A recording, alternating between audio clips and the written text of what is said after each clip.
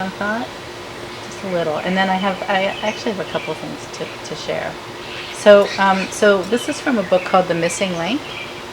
And he describes thought as being the missing link between the divine, formless, and form. So thought is what creates form in this world. And it's actually really cool when you start to think about what thought was. Like this is thought. It's thought in a multi-dimensional way. Probably wrong. I'll close it. It's thought because someone had to think it to make it on that level.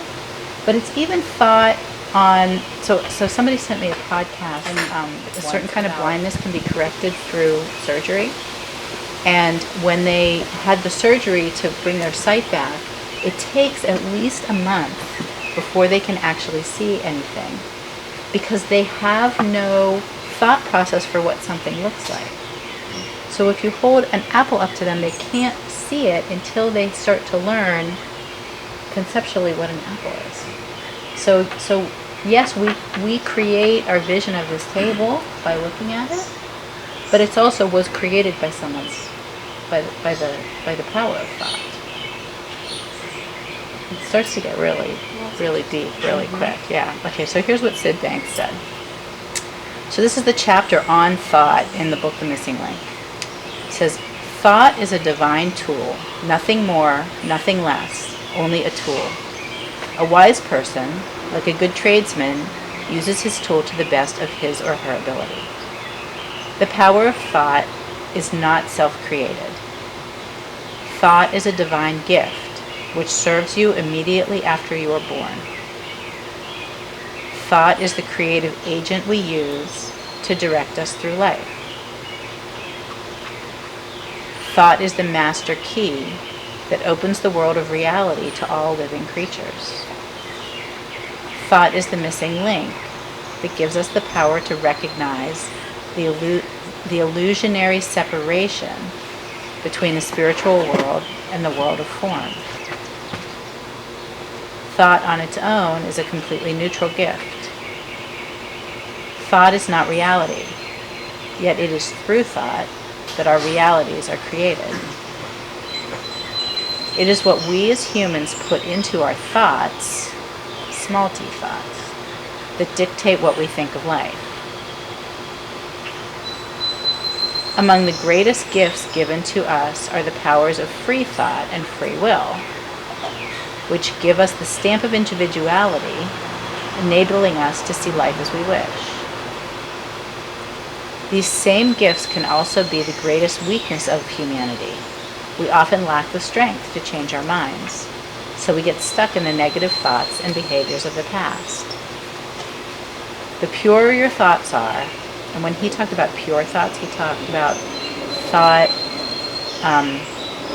uncontaminated by ego. The purer your thoughts are, the more love and understanding will be in your heart.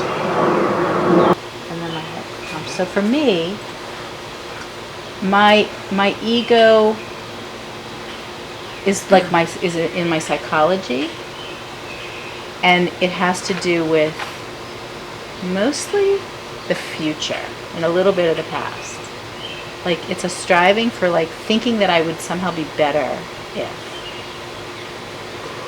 And when I can get out from under that and just be really present, what starts to bubble up for me is creativity from that deeper mind, from a more divine place. Because you're more in the present, perhaps? Yeah, right. Because if I, so thinking about the future.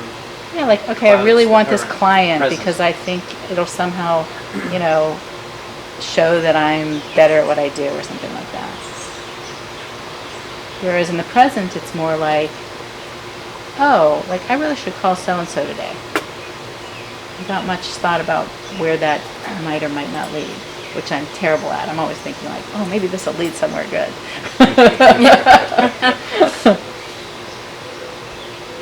So that's my experience.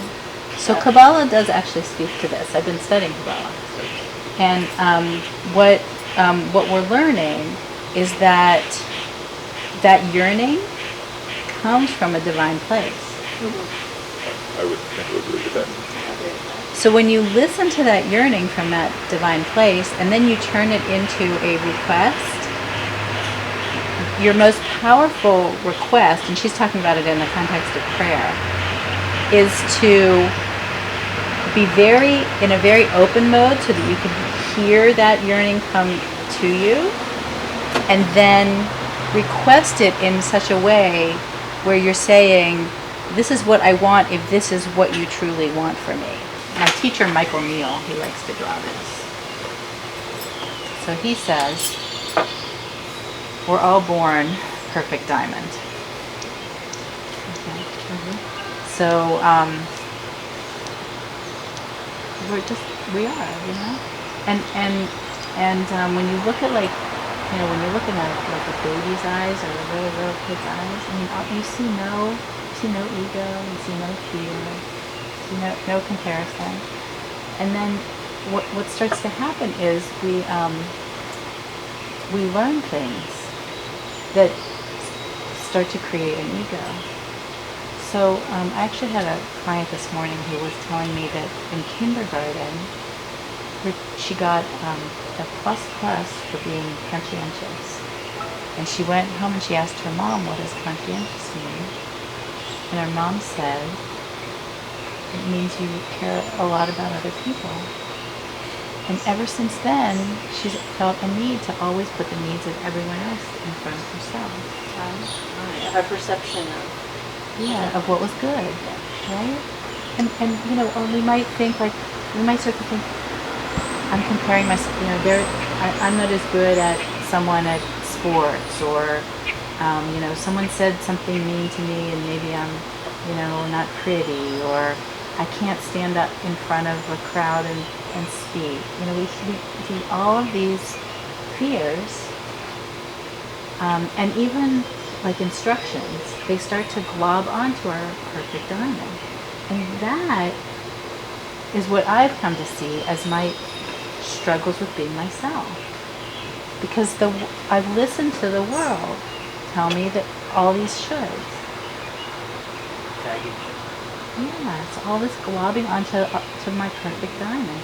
And then we take nail polish and we put it over the whole thing and try and make it pretty. Right? And the true opportunity for us is to cut through the nail polish and the globbing on so that we can just relax and be ourselves. And for me, that relaxing, that's why I say you can't change your thoughts. Because for me, it becomes another should. And so it might be possible, or it might be that when I really touch my true diamond, that I can renegotiate some of my thoughts. Actually, I'll tell you a story about yesterday. But if I start to put another should on myself, but I shouldn't think this, or I should be able to change my thinking, or I should be able to be a more positive person, then it's more globbing. He talks about, he's really cool because he can truly 100% see every single one of his patients as being perfect exactly as they are. And he truly, you can see it in his face when he talks about it, that the only thing between them feeling perfect and his being able to see that they're perfect is their personal thinking. And he was talking about the warning signals that we get when our thinking is not serving us. And he says that what happens is we get these little warnings, but we tend to ignore them. You know, like, I guess maybe that's part of the like pushing away. I don't know. And he says he says it's like a kid trying to get their dad's attention. So, you know, maybe we get we get a little fearful about something, and and we try to ignore it. And so the way he told the story was like a little kid going, "Dad, Dad, Dad, Dad," and then finally the dad's like, "What? What?" You know, like because the dad was like engrossed in something else. We've all been there. And so these warning signals that we get for ourselves, they show up in our body as nervous feeling, or it's that feeling that you get when you have an emotion and you don't like it. An emotion. Yeah. So if you feel sad, you feel it in your body. If you feel angry, you feel it in your body.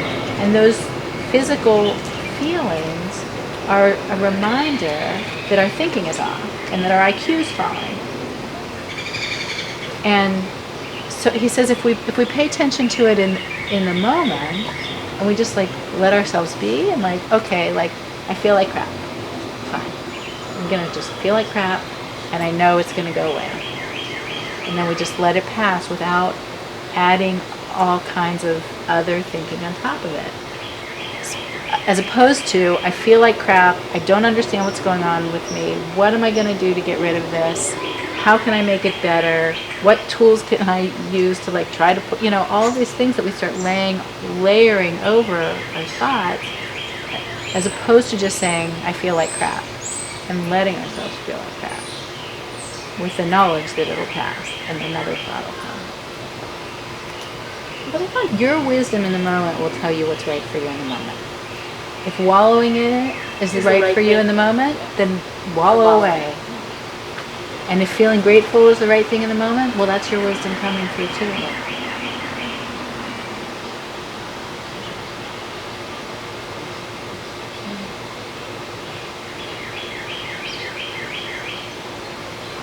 That program was created because it worked for somebody. Mm-hmm. And then we assume because it worked for that person, it's going to work for everybody. And yet, you know that sometimes when you feel like crap, you need to wallow in it. And sometimes when you feel like crap, you take a deep breath and move out of it. And be grateful, right? And what they've found in this center is that they're relying a whole lot more on the clients to create their own recovery. Interesting. So before we reflect on our conversations, I'll reflect on what you just said. So this weekend, is it okay if I bring Jewish stuff into this? This weekend is the holiday of Shavuot, and it celebrates us receiving the Torah. So that's whether you believe.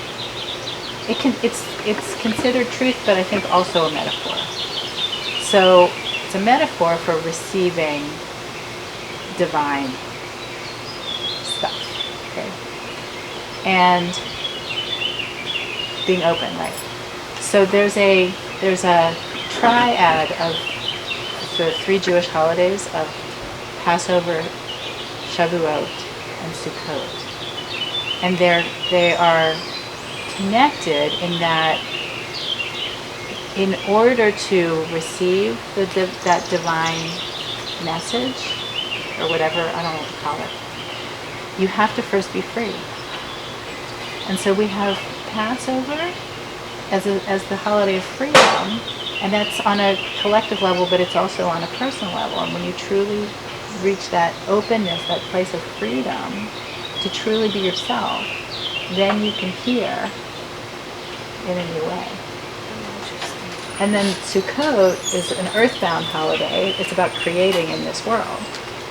So you're free, so you can hear your yearning, like we were talking before, and then you can take that yearning and you can create. And that's this weekend. This weekend is Sukkot is this weekend. So that's the Torah comes in and the ability to bring who you are into an actual creative manifestation. Okay, what's the third? The third is the The creative. third is the creative. Yeah.